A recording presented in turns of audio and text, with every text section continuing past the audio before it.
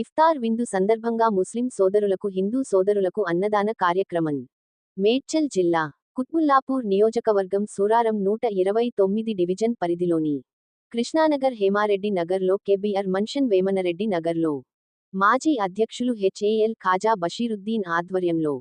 నిర్వహించిన ఇఫ్తార్ విందులో ముఖ్య అతిథులుగా కార్పొరేటర్ మంత్రి సత్యనారాయణ, డివిజన్ అధ్యక్షులు పుప్పాల భాస్కర్ పాల్గొన్నారు. ఈ సందర్భంగా మంత్రి సత్యనారాయణ మాట్లాడుతూ ముస్లిం సోదరుల పవిత్ర మాసమైన రంజాన్ పండుగ యొక్క ఇఫ్తార్ వేడుకలలో పాల్గొనడం తనకు ఎంతో సంతోషంగా ఉందని, ఇది మన దేశ ఔన్నత్యాన్ని, సంస్కృతిని, సాంప్రదాయాన్ని పెంపొందించే పండుగ అని అన్నారు.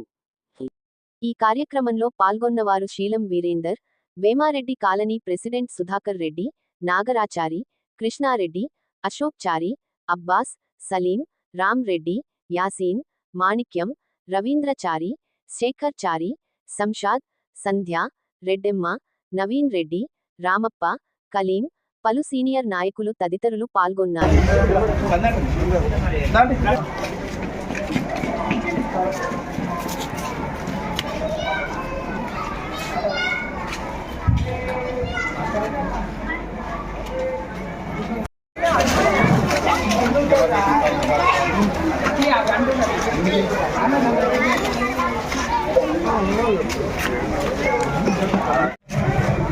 ఈరోజు రంజాన్ పండుగ సందర్భంగా ఇక్కడ ఇఫ్తార్ విందు సందర్భంగా నన్ను